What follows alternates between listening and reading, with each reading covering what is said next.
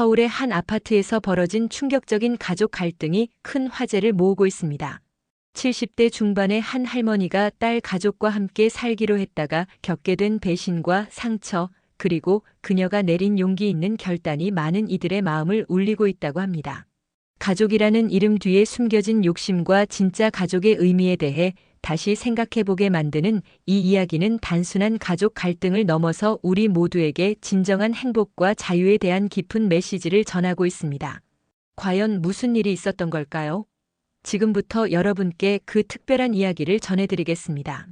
여기서 잠깐 더 많은 이야기와 재미있는 콘텐츠를 놓치지 않으시려면 지금 바로 구독과 알림 설정을 해주세요.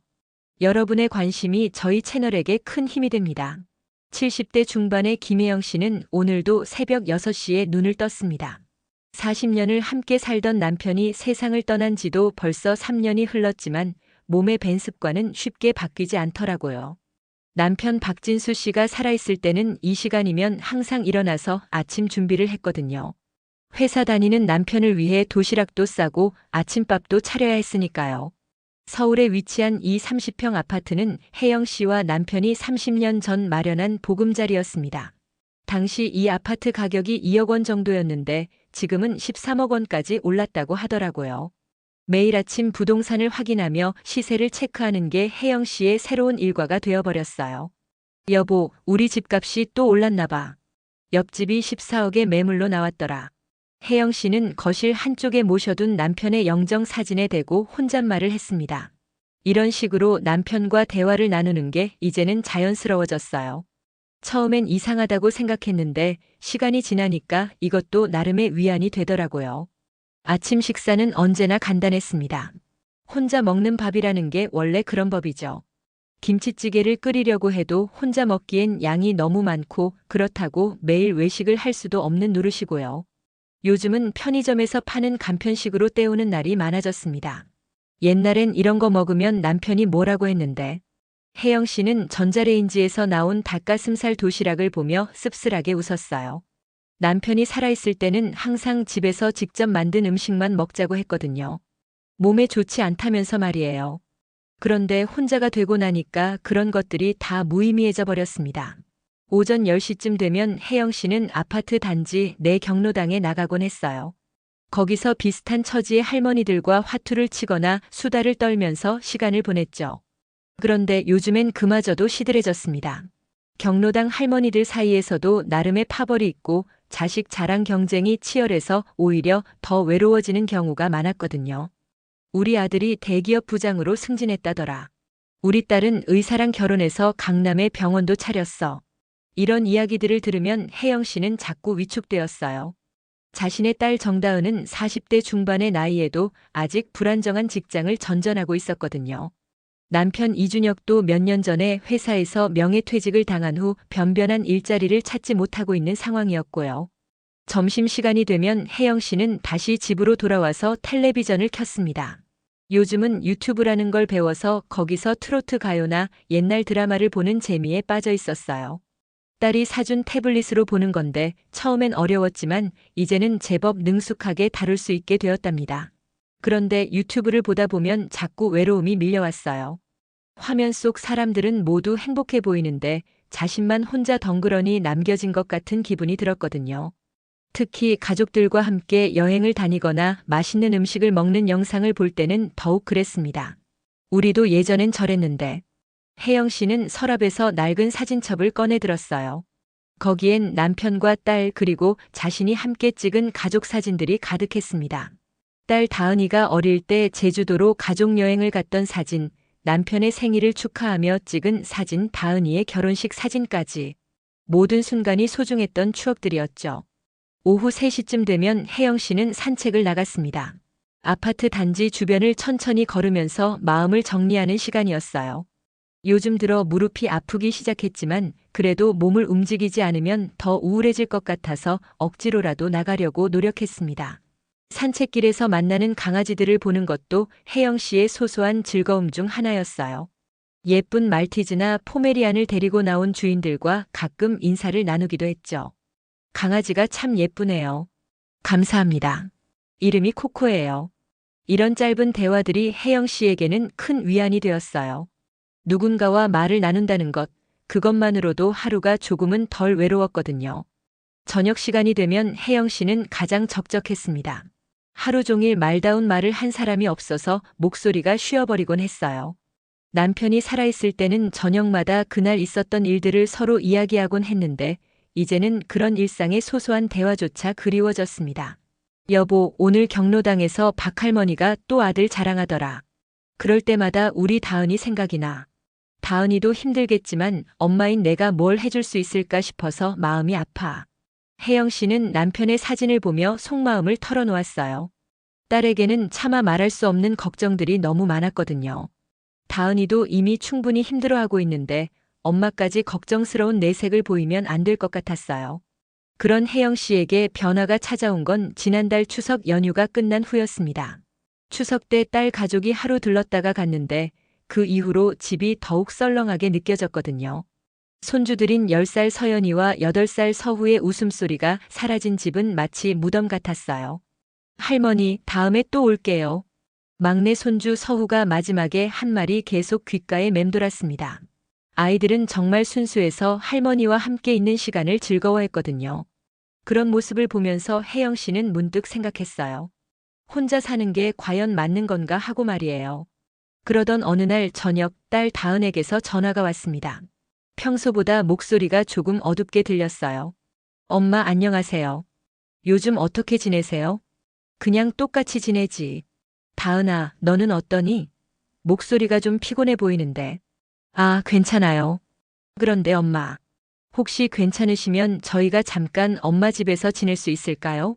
갑작스러운 제안에 혜영 씨는 깜짝 놀랐어요. 하지만 마음 한편으로는 기뻤습니다.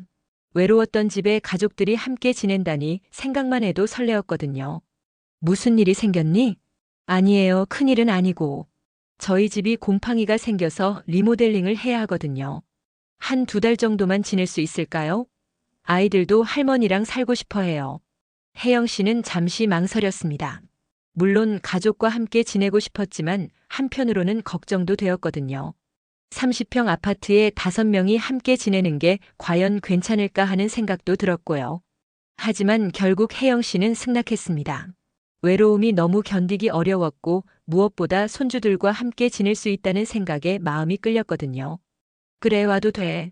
하지만 좁을 텐데 괜찮겠니? 괜찮아요, 엄마. 정말 감사해요. 아이들한테 말하면 정말 좋아할 거예요. 전화를 끊고 나서 혜영 씨는 오랜만에 기분이 좋아졌어요. 집 안을 둘러보며 가족들이 올 준비를 하기 시작했습니다. 서연이와 서우가 쓸 이불도 꺼내고 냉장고에 음식도 채워 넣었어요. 그런데 준비를 하다 보니까 문득 불안한 마음도 들었습니다. 과연 함께 지내는 게 좋을까 하는 생각 말이에요. 혜영 씨는 이미 혼자 지내는 생활에 익숙해져 있었거든요. 자신만의 리듬이 있었고 자신만의 방식이 있었어요. 하지만 그런 걱정들을 떨쳐내려고 노력했습니다. 가족이니까 뭐든지 함께 해낼 수 있을 거라고 생각했어요. 그리고 무엇보다 외로웠던 일상이 바뀔 수 있다는 기대감이 더 컸죠. 이틀 후 딸 가족이 이사를 왔습니다. 혜영 씨는 현관문 앞에서 가족들을 기다리고 있었어요. 오랜만에 집안이 시끌벅적해질 생각에 마음이 설렜거든요. 할머니. 가장 먼저 달려온 건 막내 서우였습니다. 혜영 씨의 다리에 매달리며 반가워했어요. 그 모습을 보니까 혜영 씨의 마음도 따뜻해졌습니다. 우리 서우 많이 컸네. 할머니가 많이 보고 싶었어. 뒤이어 서연이도 인사를 했고 다은과 준혁도 짐을 들고 들어왔어요. 갑자기 조용했던 집이 생기로 가득 찼습니다. 엄마 정말 감사해요. 불편하시면 언제든 말씀해 주세요. 다은이 혜영 씨의 손을 잡으며 말했어요. 그 따뜻한 손길에 혜영 씨는 마음이 뭉클해졌습니다. 역시 가족이 최고라는 생각이 들었거든요. 그날 저녁 오랜만에 온 가족이 함께 식사를 했습니다. 혜영 씨가 직접 만든 김치찌개와 갈비찜을 먹으며 담소를 나누는 시간이었어요. 아이들의 웃음소리가 집 안가득 울려 퍼졌습니다. 할머니 음식이 세상에서 제일 맛있어요. 서후의 순수한 칭찬에 혜영 씨는 연신 웃었어요. 이런 순간이야말로 진정한 행복이라고 생각했거든요. 혼자 먹던 밥상이 이렇게 풍성해지니까 음식도 더 맛있게 느껴졌어요. 하지만 첫날부터 작은 마찰들이 생기기 시작했습니다. 아이들이 거실에서 뛰어다니는 소리, 늦은 시간까지 텔레비전을 보는 소리 등이 혜영 씨에게는 낯설게 다가왔어요. 오랫동안 조용한 환경에 익숙해져 있던 터라 갑작스러운 변화가 쉽지 않았거든요. 그래도 혜영 씨는 참았습니다. 가족과 함께 지낼 수 있다는 것만으로도 감사한 일이라고 생각했어요. 조금의 불편함쯤은 감수할 수 있다고 여겼죠. 함께 생활한 지 일주일이 지나자 혜영 씨는 서서히 현실을 깨닫기 시작했습니다. 처음 며칠간은 가족과 함께 지낸다는 설렘 때문에 모든 것이 새롭고 즐거웠지만 시간이 지나면서 생활 패턴의 차이가 점점 두드러지게 나타났거든요. 혜영 씨는 여전히 새벽 6시에 일어났지만 딸 가족은 보통 8시가 넘어서야 움직이기 시작했어요. 그 사이 2시간 동안 혜영 씨는 혼자서 조용히 시간을 보내야 했습니다. 예전처럼 남편 사진과 이야기를 나누기도 어려워졌어요. 가족들이 깰까봐 목소리를 낮춰야 했거든요. 여보, 목소리를 작게 해야겠어. 애들이 자고 있으니까. 혜영 씨는 속삭이듯 남편의 사진에게 말했습니다. 하지만 이런 식의 대화는 예전만큼 위안이 되지 않았어요. 뭔가 어색하고 부자연스러웠거든요. 아침 식사 시간도 문제였습니다. 혜영 씨는 항상 집에서 직접 만든 밥과 반찬으로 식사를 했는데 딸 가족은 간편한 토스트나 시리얼을 선호했어요. 특히 사위인 준혁 씨는 아침에 일어나자마자 커피만 마시고 나가는 경우가 많았습니다. 엄마가 이렇게 정성스럽게 차려주시는데 조금이라도 드시지 그래요? 다은이가 남편에게 말했지만 준혁은 시계를 보며 서둘러 준비를 했어요. 미안해요, 어머니. 아침에 약속이 있어서 급하거든요. 저녁에는 꼭 함께 드릴게요. 하지만 저녁에도 준혁은 늦게 들어오거나 아예 밖에서 식사를 하고 오는 경우가 많았습니다. 혜영은 이런 모습을 보며 섭섭한 마음이 들었어요. 정성껏 준비한 음식들이 자꾸 남게 되었거든요. 가장 큰 문제는 생활 방식의 차이였습니다. 혜영은 깔끔하게 정리정돈하는 것을 좋아했는데 아이들은 장난감과 책을 여기저기 흩어놓고 다니는 버릇이 있었어요. 거실 소파에는 항상 누군가의 옷이나 가방이 놓여 있었고 식탁 위에는 아이들의 숙제나 색연필들이 어지럽게 널려 있었습니다. 서연아, 색연필은 제자리에 정리해 놓자. 조심스럽게 말했지만 10살인 서연이는 대수롭지 않게 생각했어요. 네, 할머니. 나중에 할게요. 하지만 나중에는 좀처럼 오지 않았습니다. 결국 혜영 씨가 직접 정리하는 경우가 대부분이었어요. 처음에는 손주들을 위해서라고 생각했지만 점점 피로감이 쌓여갔습니다. 더욱 힘든 건 소음 문제였어요. 아이들은 학교에서 돌아오면 거실에서 뛰어다니며 놀았는데 그 소리가 혜영 씨에게는 너무 컸습니다. 오랫동안 조용한 환경에 익숙해져 있던 터라 갑작스러운 소음에 적응하기가 쉽지 않았거든요. 아이들아, 조금만 조용히 놀 수 없을까? 아래층에서 뭐라고 할까봐 걱정돼. 혜영 씨가 말하면 아이들은 잠시 조용해졌다가 금세 다시 시끄러워졌어요. 어린아이들에게 계속 조용히 하라고 말하는 것도 미안했지만 그렇다고 소음을 계속 참기도 어려웠습니다. 저녁 시간도 예전과는 완전히 달라졌습니다. 혜영 씨는 보통 8시쯤 저녁을 먹고 9시면 설거지를 마쳤는데 딸 가족은 9시가 넘어서야 저녁을 먹기 시작했어요. 그러다 보니 혜영 씨의 생활 리듬이 완전히 흐트러졌습니다. 무엇보다 힘든 건 개인적인 공간이 사라진 것이었어요. 혜영 씨는 평소 거실에서 유튜브를 보거나 책을 읽으며 시간을 보냈는데 이제는 항상 누군가가 거실을 사용하고 있었습니다. 아이들이 숙제를 하거나 다은이가 태블릿으로 드라마를 보거나 준혁이가 노트북으로 일을 하거나 하는 식으로 말이에요. 그래서 혜영 씨는 자신의 방으로 들어가 있는 시간이 많아졌습니다. 하지만 좁은 방에만 있다 보니 답답함이 밀려왔어요. 가족과 함께 지내고 싶어서 허락한 일인데 오히려 더 외로워진 것 같은 기분이 들었거든요. 이런 상황에서 혜영 씨가 유일하게 위안을 찾을 수 있는 곳은 아파트 단지 내 벤치였습니다. 오후 시간에 나가서 혼자만의 시간을 보내며 마음을 정리하곤 했어요. 그런데 어느 날 평소 인사를 나누던 이웃 박순희 씨를 만났습니다. 박순희 씨는 혜영 씨보다 5살 어린 68세였지만 비슷한 처지였어요. 남편을 일찍 여의고 혼자 지내고 있었거든요. 다만 차이점이 있다면 박순희 씨는 자식들과 함께 살자는 제안을 단호히 거절했다는 것이었습니다. 혜영 씨, 요즘 딸 가족이랑 함께 지내신다고 들었어요. 어떠세요? 박순희 씨가 먼저 말을 걸었습니다. 혜영 씨는 잠시 망설이다가 솔직한 마음을 털어놓았어요. 글쎄요. 처음엔 좋았는데 이제는 좀 힘들어요. 생활 패턴도 다르고 집이 좁다 보니까 서로 불편한 것 같아요.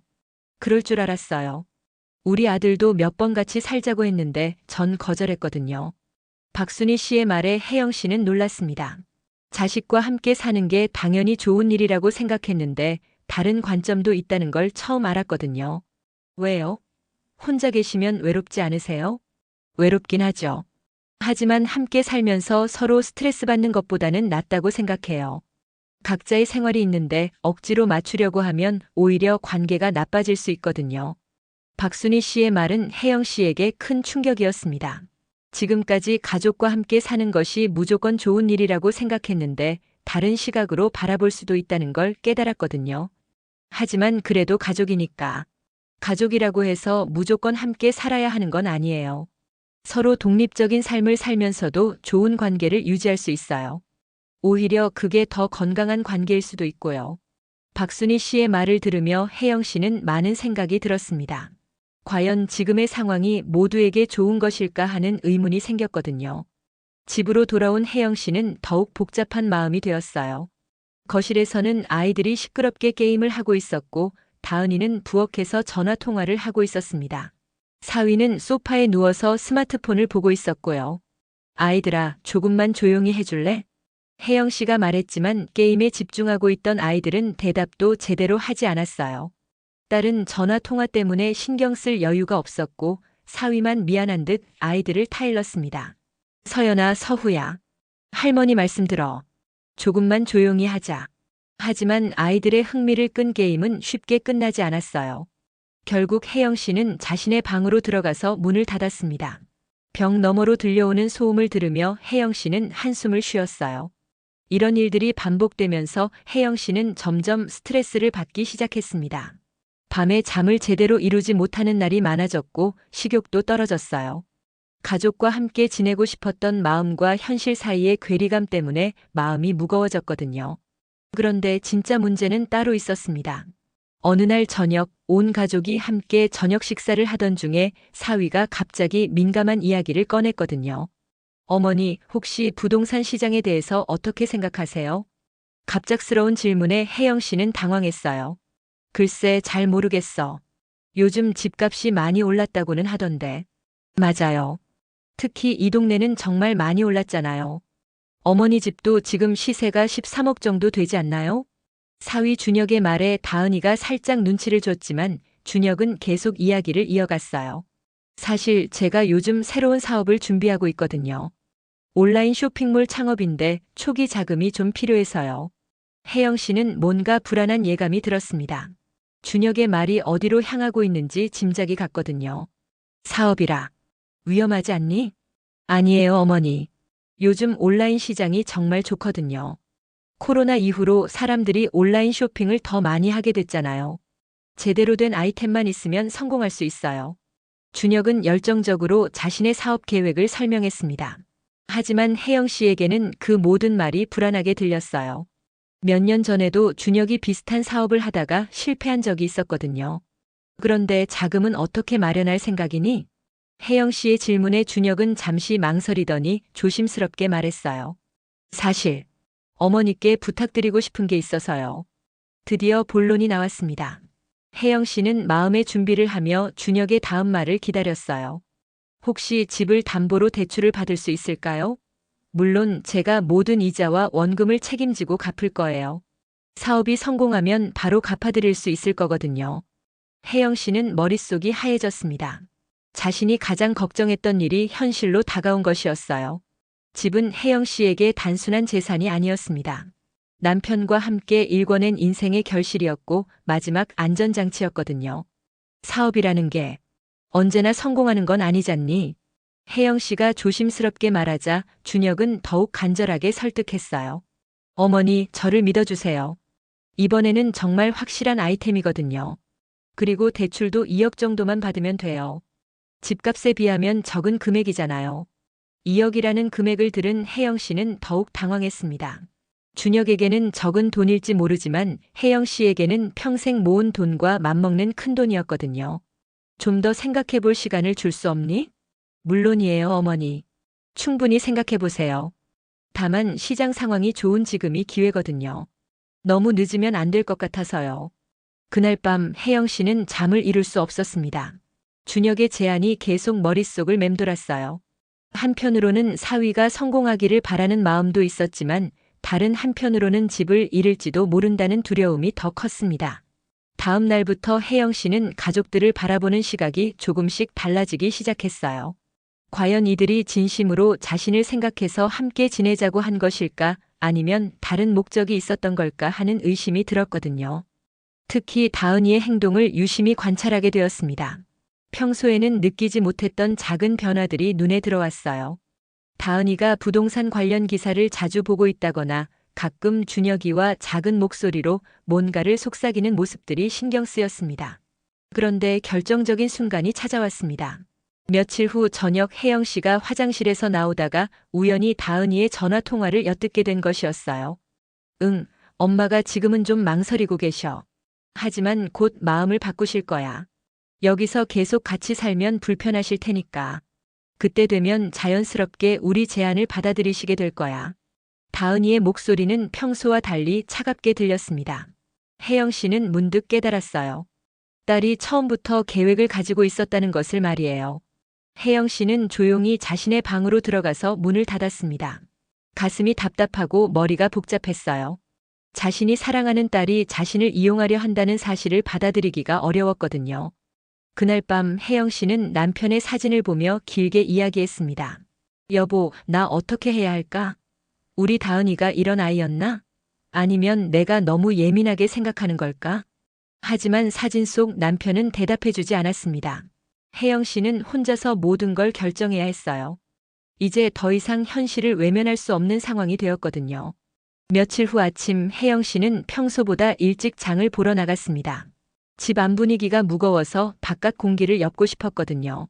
마트에서 장을 보고 돌아오는 길에 아파트 관리사무소 앞을 지나가다가 깜짝 놀랐어요. 준혁이 관리소 직원과 무언가 진지하게 이야기하고 있었거든요. 혜영 씨는 의도적으로 들키지 않으려고 살짝 숨어서 대화를 들어봤습니다. 네, 맞습니다. 3동 503호 김혜영 씨 댁이에요. 혹시 부동산 관련 서류 같은 걸 떼어낼 수 있을까요? 아, 그건 집주인 본인이 직접 와야 가능해요. 가족이라도 위임장이 없으면 안 돼요. 아, 그렇군요. 알겠습니다. 준혁의 대화를 들은 혜영 씨는 온몸에 소름이 돋았어요. 자신 몰래 집 시세를 알아보고 있었다니 이제는 의심이 아니라 확신이 들었거든요. 준혁이 진짜로 집을 노리고 있다는 걸 말이에요. 혜영 씨는 급하게 다른 길로 돌아서 집으로 향했습니다. 마음이 너무 복잡해서 엘리베이터 안에서도 숨이 가빠올 정도였어요. 집에 도착해서도 한동안 현관문 앞에서 서성였습니다. 어떤 표정으로 가족들을 마주해야 할지 몰랐거든요. 문을 열고 들어가니 다은이가 부엌에서 커피를 마시고 있었어요. 평소와 다름없는 모습이었지만 혜영 씨 눈에는 모든 게 달라 보였습니다. 엄마, 일찍 다녀오셨네요. 뭐 좀 사셨어요? 응, 저녁 반찬 좀 샀어. 혜영 씨는 애써 평정심을 유지하려고 했어요. 하지만 목소리가 평소보다 작고 떨렸습니다. 다행히 다은이는 눈치채지 못하는 것 같았어요. 그날 오후 혜영 씨는 박순희 씨를 만나러 나갔습니다. 이런 상황에서 조언을 구할 사람이 그분밖에 없었거든요. 단지 내 벤치에서 박순희 씨를 만난 혜영 씨는 그동안 있었던 일들을 털어놓았어요. 순희 씨, 제가 너무 예민하게 생각하는 걸까요? 박순희 씨는 혜영 씨의 이야기를 끝까지 들은 후 고개를 저었습니다.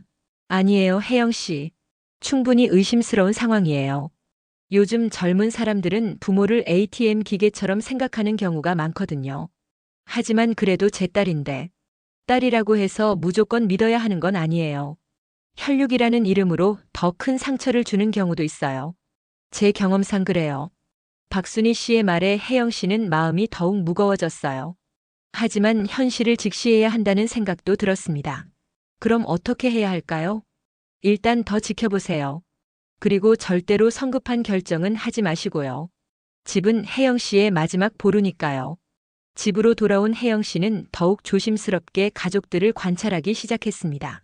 그러자 전에는 보이지 않던 것들이 하나둘 눈에 들어왔어요.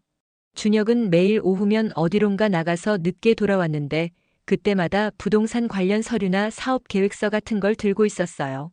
다은이도 스마트폰으로 부동산 앱을 자주 확인했고 가끔 남편과 작은 목소리로 뭔가를 의논하는 모습을 보였습니다. 가장 충격적이었던 건 일주일 후에 일어난 일이었어요. 혜영이 잠깐 나갔다가 일찍 돌아왔는데 거실에서 다은이와 준혁이가 심각한 표정으로 대화하고 있었거든요. 여보, 어머니가 계속 망설이시면 어떡하지? 시간이 너무 오래 걸리는 것 같아. 조금만 더 기다려봐. 여기서 같이 살면서 불편함을 느끼시면 자연스럽게 마음이 바뀔 거야. 하지만 우리도 계속 이렇게 살 수는 없잖아. 아이들도 스트레스 받고 있고. 그러니까 더 적극적으로 나가야 해. 어머니께서 혼자 지내시는 게 더 편하다고 생각하시도록 만들어야 해. 혜영 씨는 현관문 뒤에서 이 대화를 들으며 온몸이 떨렸어요.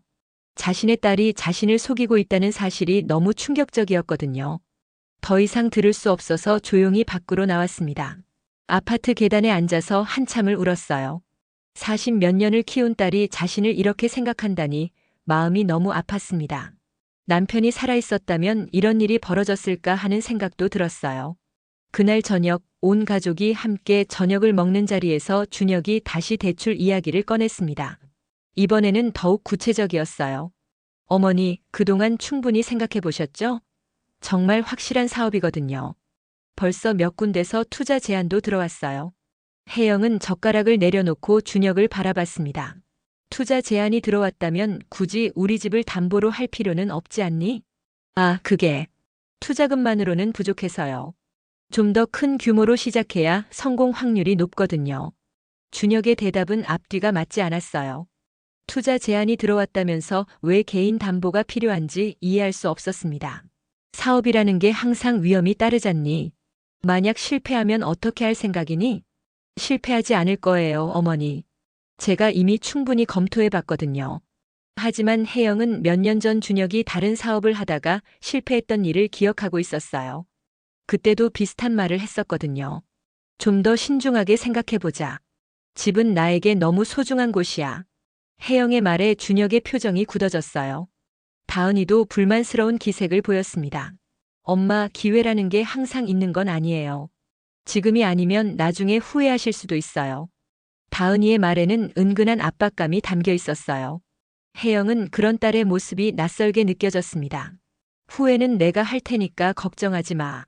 혜영의 단호한 대답에 식탁 분위기가 싸늘해졌어요. 아이들도 어른들의 기분을 눈치채고 조용해졌습니다.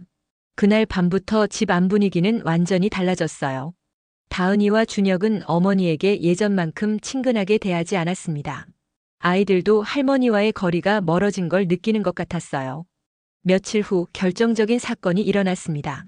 혜영 씨가 우연히 다은이의 전화 통화를 또 듣게 된 것이었어요. 엄마가 너무 고집이 세. 이렇게 되면 다른 방법을 생각해야겠어. 다른 방법이 뭐야? 아직 모르겠어. 하지만 계속 이렇게 있을 수는 없잖아. 우리도 우리 삶이 있는데. 그럼 그냥 나가자. 다른 데서 전세라도 구하고. 바보야, 그럼 우리 계획이 다 틀어지잖아. 어머니 집이 목표라니까. 이 대화를 들은 혜영 씨는 더 이상 참을 수 없었어요. 자신의 집이 목표라는 표현에서 딸의 진짜 속마음을 확인했거든요. 다음 날 아침 혜영 씨는 결심을 굳혔습니다. 더 이상 이런 상황을 지켜볼 수 없었어요. 아침 식사 자리에서 혜영은 조용히 말했습니다. 다은아, 준혁아. 너희들 이야기 좀 할까? 두 사람의 표정이 긴장되었어요. 혜영 씨의 목소리가 평소와 달랐거든요. 사실 너희들이 무슨 생각을 하고 있는지 다 알고 있어. 엄마, 무슨 말씀이세요? 다은이가 당황하며 물었지만 혜영 씨는 더 이상 속지 않았어요. 집을 노리고 있다는 거 말이야. 처음부터 그 목적으로 들어온 거지. 엄마, 정말 오해해요. 우리가 왜 그런 생각을. 오해가 아니야. 너희들 대화 다 들었어. 내 집이 목표라고 했잖아. 준혁이 변명하려고 했지만 혜영은 손을 들어 막았어요. 이제 그만해. 더 이상 거짓말하지 마. 그 순간 다은이의 가면이 벗겨졌습니다. 그럼 어쩌자는 거예요, 엄마? 혼자서 이 큰 집에 계속 살 거예요? 나중에 아프시면 어떡하려고요? 그건 내가 알아서 할 일이야. 너희가 걱정할 일이 아니고. 엄마도 현실을 인정하세요. 이 집은 너무 큰 재산이에요. 그냥 묵혀둘 수는 없잖아요. 다은이의 말에 혜영 씨는 마음이 더욱 아팠어요. 딸이 자신을 진심으로 걱정해서 하는 말이 아니라 재산을 노리고 하는 말이라는 걸 알 수 있었거든요. 이 집은 너희 아버지와 내가 평생을 걸어서 마련한 곳이야. 그냥 묵혀두는 게 아니라 내가 살고 있는 거야. 하지만 엄마 혼자서는 관리하기 어려우실 텐데. 내가 어려우면 내가 판단할 거야. 너희가 대신 결정할 일이 아니야. 혜영의 단호한 말에 준혁이 나섰어요. 어머니, 그럼 저희는 어떻게 하라는 거예요? 저희도 살아야 하잖아요. 너희 인생은 너희가 책임져. 내 집을 노리지 말고. 노린다니 그런 게 아니라. 아니면 뭐야? 내가 바보인 줄 알아? 관리사무소에서 집 시세 알아보는 것도 다 봤어. 준혁 씨의 얼굴이 창백해졌어요. 들킨 게 확실했거든요. 그날 오후 혜영은 중요한 결정을 내렸습니다. 더 이상 이런 상황을 지속할 수 없다고 판단했어요. 하지만 직접적으로 나가라고 말하기는 어려웠습니다. 아무리 실망스러워도 딸과 손주들이었거든요. 대신 혜영은 다른 방법을 선택했어요. 강원도 동해에 사는 친구 정미숙에게 전화를 걸었습니다. 미숙아, 나야. 혹시 그 빈집 아직 있니? 정미숙은 몇 년 전 동해로 귀촌해서 작은 농장을 운영하고 있었어요. 마침 근처에 빈집이 하나 있다고 했었거든요. 응, 있어. 왜? 설마 너도 귀촌 생각하는 거야? 응, 진지하게 생각해보고 있어. 정말? 그럼 한번 와서 보지 그래. 공기도 좋고 조용해서 혼자 살기에는 딱이야. 전화를 끊고 나서 혜영은 처음으로 마음이 가벼워졌어요. 새로운 시작에 대한 기대감이 생겼거든요. 그날 저녁 혜영은 조용히 이야기했습니다. 나 잠깐 친구 보러 동해에 다녀올 거야. 엄마, 갑자기 왜요? 답답해서. 바람 좀 쐬고 올게. 다은이는 뭔가 이상하다는 표정이었지만 혜영 씨는 더 이상 설명하지 않았어요. 다음 날 새벽 혜영 씨는 조용히 짐을 쌌습니다. 많은 것을 가져갈 수는 없었지만 남편의 사진과 몇 가지 추억이 담긴 물건들을 챙겼어요. 여보, 우리 잠깐 여행 갈까? 오랜만에 바다도 보고. 남편의 사진에게 말하며 혜영은 작은 가방에 사진을 넣었습니다. 이른 아침 기차를 타고 동해로 향하면서 창밖을 바라봤어요.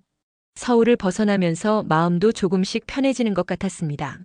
동해에 도착해서 정미숙을 만났을 때 혜영은 오랜만에 진짜 웃음을 지을 수 있었어요. 혜영아, 얼굴이 많이 상해 보이네. 무슨 일 있었어? 이야기하면 길어. 나중에 천천히 할게. 정미숙이 소개해준 집은 작지만 아담했어요. 바다가 보이는 언덕 위에 있어서 공기도 좋았고 조용했습니다. 어때? 마음에 들어? 응, 좋은 것 같아. 혜영은 그 자리에서 결정했어요. 이곳에서 새로운 삶을 시작하기로 말이에요. 서울에 있는 딸에게는 며칠 더 있다가 연락했습니다. 엄마, 언제 돌아오세요? 걱정돼요. 다은아, 엄마 당분간 여기서 지낼 생각이야. 네? 무슨 말씀이세요? 너희들도 이제 독립할 때가 됐잖니. 엄마도 엄마 인생을 살아보려고. 전화 너머로 다은이의 당황하는 소리가 들렸어요. 하지만 혜영은 더 이상 흔들리지 않았습니다. 동해에서의 첫 번째 아침 혜영은 파도 소리에 눈을 떴습니다. 서울에서는 들을 수 없었던 자연의 소리였어요. 창문을 열자 시원한 바닷바람이 얼굴을 스쳤습니다. 오랜만에 느끼는 평온함이었죠. 여보, 여기 공기가 정말 좋다. 당신도 좋아했을 텐데. 혜영은 침대 옆 탁자에 놓인 남편의 사진에게 말했어요. 서울에서와 달리 이곳에서는 자연스럽게 남편과 대화를 나눌 수 있었습니다. 누구의 눈치도 볼 필요가 없었거든요. 정미숙이 준비해준 작은 한옥 스타일의 집은 혜영에게 딱 맞았어요. 방 2개와 거실, 부엌이 있는 소박한 구조였지만 혼자 지내기에는 충분했습니다. 무엇보다 마당에서 바라보는 동해 바다의 풍경이 마음을 치유해 주었어요. 첫 주는 적응 기간이었습니다. 서울에서의 복잡했던 생활을 정리하고 새로운 환경에 익숙해지는 시간이었죠. 정미숙 씨가 이것저것 도와주어서 많은 도움이 되었어요. 혜영아, 여기서는 시간이 천천히 흘러가. 처음엔 답답할 수도 있지만 익숙해지면 이만한 곳이 없어. 정미숙의 말이 맞았어요. 처음 며칠은 할 일이 없어서 심심했지만 점점 이런 여유로운 생활이 좋아졌습니다. 혜영은 매일 아침 바닷가를 산책했습니다. 파도가 밀려왔다 빠지는 모습을 보며 마음의 평화를 찾았어요. 서울에서 받았던 스트레스들이 파도와 함께 씻겨나가는 느낌이었습니다. 일주일쯤 지났을 때 딸 다은에게서 전화가 왔어요. 엄마, 정말 거기서 계속 지내실 거예요? 응, 그럴 생각이야. 그럼 서울 집은 어떻게 하실 건데요? 역시나 집 이야기부터 나왔네요. 혜영은 씁쓸하게 웃었습니다. 그건 내가 알아서 할 일이야. 너희는 너희 집이나 구해. 엄마, 그게 무슨 말씀이세요? 저희가 어디 가서 살라는 거예요? 어른이면 스스로 해결해야지. 언제까지 부모에게 의존할 거니? 다은이의 목소리가 높아졌어요. 의존이 아니라 가족이니까 함께 사는 거잖아요. 가족이라는 이름으로 내 집을 노리는 거였잖니. 이제 그만해. 엄마가 그렇게 생각하시면 할 말 없어요. 하지만 나중에 후회하실 거예요. 전화를 끊고 나서 혜영은 한동안 바다를 바라봤어요. 마음이 아프긴 했지만 후회는 되지 않았습니다. 오히려 시원한 기분이었어요. 그 후로 딸에게서는 한동안 연락이 오지 않았습니다. 처음에는 서운했지만 시간이 지나면서 이것도 나쁘지 않다고 생각했어요. 서로 거리를 두고 생각할 시간이 필요했거든요. 2주째부터 혜영은 본격적으로 새로운 일상을 만들어갔습니다. 정미숙의 농장 일을 가끔 도와주기도 하고 마을 사람들과도 조금씩 인사를 나누기 시작했어요. 특히 마을 회관에서 운영하는 작은 도서관에서 자원봉사를 하게 된 것이 큰 변화였습니다. 일주일에 3번 오후 시간에 아이들에게 책을 읽어주는 일이었어요. 할머니, 오늘은 무슨 책 읽어주실 거예요? 초등학교 3학년인 민준이가 기대에 찬 눈으로 물었습니다. 혜영은 이런 순수한 아이들과 함께 있을 때가 가장 행복했어요. 오늘은 바다에 관한 이야기를 읽어줄까? 좋아요. 아이들의 밝은 대답을 들으며 혜영 씨는 책을 펼쳤습니다. 이런 순간들이 쌓여가면서 혜영은 자신의 존재 가치를 다시 느낄 수 있었어요. 한 달이 지나자 완전히 동해 생활에 적응했습니다. 서울에서의 복잡했던 일상이 꿈만 같았어요. 여기서는 누구의 눈치도 볼 필요 없이 자신만의 시간을 보낼 수 있었거든요. 아침에는 바닷가 산책, 오전에는 미숙이와 함께 작은 텃밭 가꾸기, 오후에는 도서관에서 자원봉사, 저녁에는 독서나 유튜브 보기. 단순하지만 충실한 하루하루였습니다. 무엇보다 좋았던 건 마음의 평화였어요. 서울에서는 항상 뭔가에 쫓기는 기분이었는데 여기서는 시간이 천천히 흘러갔습니다. 그동안 얼마나 스트레스를 받으며 살았는지 새삼 깨달았어요. 2달쯤 지났을 때 뜻밖의 소식이 들려왔습니다. 미숙을 통해서 말이에요. 혜영아, 내 딸이 집을 팔려고 한다더라. 뭐라고? 혜영 씨는 깜짝 놀랐어요. 자신 몰래 집을 팔려고 한다니 상상도 못했거든요. 마을에 부동산 하는 사람이 있는데 서울 사람들이 집 시세 알아보러 왔다고 하더라고. 혜영 씨는 즉시 서울로 전화를 걸었습니다. 다은아, 집 팔려고 하는 거 맞니? 엄마가 안 돌아오시잖아요. 그럼 빈집으로 놔둘 수는 없잖아요. 누가 빈집이래? 내 집이야. 하지만 엄마는 거기서 사시잖아요. 서울 집은 관리도 안 되고. 혜영은 화가 났어요. 자신이 잠깐 나온 사이에 집을 팔려고 하다니 이런 배신이 어디 있을까요? 당장 그만둬. 내가 서울로 올라갈 테니까. 엄마 진정하세요. 우리도 어쩔 수 없어서. 어쩔 수 없긴 뭐가 어쩔 수 없어. 내 허락도 없이. 전화를 끊고 나서 혜영 씨는 급하게 서울로 올라갈 준비를 했습니다. 집을 지켜야 했거든요. 다음 날 서울에 도착한 혜영은 집 앞에서 부동산 중개업자를 만났어요. 딸 가족과 함께 집을 구경하고 있었거든요. 여기가 집주인이세요? 네, 맞습니다. 그런데 누가 집을 팔겠다고 했나요? 아, 따님께서 권한을 위임받으셨다고. 혜영은 다은을 노려봤어요. 위임? 언제 내가 위임했지? 다은이는 당황하며 변명했어요. 엄마, 어차피 엄마가 안 사시잖아요. 그냥 놔두면. 내가 안 산다고 누가 그래? 나왔잖아. 그날 혜영은 부동산 거래를 완전히 중단시켰습니다. 그리고 딸 가족에게 확실하게 말했어요. 이제 정말 끝이야. 더 이상 내 집에 대해서 생각하지 마. 엄마, 그럼 저희는 어떻게 하라는 거예요? 그건 너희가 알아서 해. 나는 내 집을 지킬 거야. 그날 저녁 혜영은 중요한 결정을 내렸습니다. 집을 완전히 정리하고 동해로 이사하기로 한 것이에요. 더 이상 서울에서 딸 가족과 신경전을 벌이고 싶지 않았거든요. 일주일 동안 집을 정리했습니다. 30년간 모은 추억들을 하나하나 정리하는 작업이었어요. 남편과의 추억이 담긴 물건들, 딸이 어릴 때 만든 작품들, 가족 사진들. 모든 것에 이야기가 있었습니다. 가장 어려운 건 딸의 어린 시절 물건들을 정리하는 일이었어요. 다은이가 초등학교 때 만든 카드, 중학교 때 쓴 일기장, 고등학교 졸업사진. 이 모든 것이 지금의 다은이와는 다른 모습이었거든요. 그때는 정말 순수했는데 딸의 어린 시절 사진을 보며 눈물을 흘렸어요. 언제부터 이렇게 변한 걸까요? 아니면 원래 이런 아이였는데 자신이 몰랐던 걸까요? 정리를 마치고 동해로 돌아가는 날, 딸 가족은 배웅을 나오지 않았습니다. 혼자서 짐을 챙겨 기차역으로 향했어요. 여보, 우리 이제 정말 새로운 곳에서 살아보자. 기차 안에서 남편의 사진을 보며 말했습니다. 이번에는 정말 마지막 이별이었어요. 동해로 돌아온 혜영을 미숙이 반갑게 맞아주었습니다. 혜영아, 힘들었지? 이제 여기가 내 집이야. 고마워, 미숙아. 정말 고마워. 그날 밤 혜영은 오랜만에 깊이 잠들었어요. 더 이상 걱정할 일이 없었거든요. 새로운 생활이 시작되었습니다. 동해에서의 일상에 완전히 적응했어요. 도서관에서의 자원봉사는 계속했고 미숙과 함께 작은 텃밭도 운영하기 시작했습니다. 몇 달 후 혜영은 뜻밖의 기쁨을 만났어요.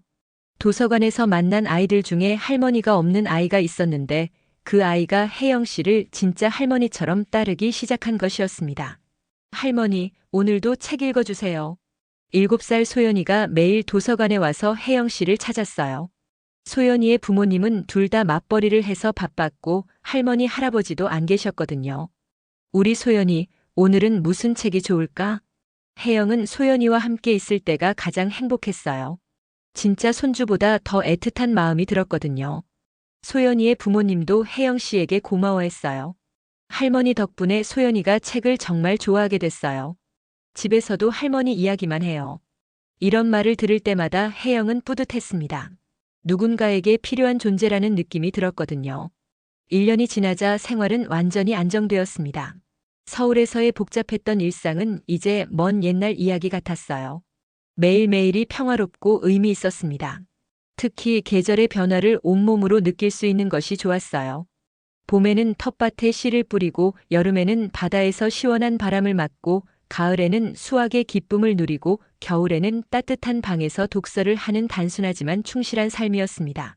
그런데 1년 반쯤 지났을 때 딸에게서 오랜만에 연락이 왔어요. 엄마, 안녕하세요. 응, 잘 지내니? 네. 엄마는 거기서 잘 지내세요? 응, 잘 지내고 있어. 한동안 침묵이 흘렀어요. 딸이 먼저 말을 꺼냈습니다. 엄마, 죄송해요. 갑작스러운 사과에 혜영 씨는 당황했어요. 뭐가? 그동안 엄마를 힘들게 해서요. 저희가 너무 욕심을 부렸나 봐요. 혜영 씨는 잠시 말문이 막혔습니다. 딸이 사과할 줄은 몰랐거든요. 지금 어떻게 지내고 있니?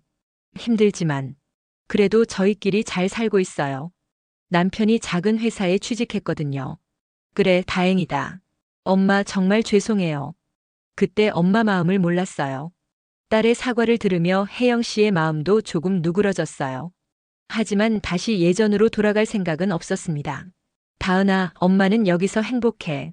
너희도 너희 인생을 살아. 네, 엄마. 가끔 안부 확인해도 될까요? 그래, 가끔 연락해. 전화를 끊고 나서 복잡한 마음이 들었어요. 딸이 뉘우치는 모습을 보니 마음이 아프기도 했지만 그렇다고 해서 다시 예전처럼 지낼 수는 없었습니다. 여보, 내가 잘한 걸까? 남편의 사진에게 물어봤지만 대답은 없었어요. 하지만 혜영 씨는 자신의 선택이 옳았다고 생각했습니다. 2년이 지나자 혜영 씨는 동해에서 완전히 뿌리를 내렸어요. 마을 사람들과도 친해졌고 도서관에서의 자원봉사는 이제 없어서는 안 될 일이 되었습니다. 무엇보다 자신만의 삶을 살아간다는 자부심이 생겼어요. 누구에게 의존하지 않고 누구의 눈치도 보지 않고 오롯이 자신을 위한 시간을 보내고 있었거든요. 할머니, 저 내년에 중학교 가요.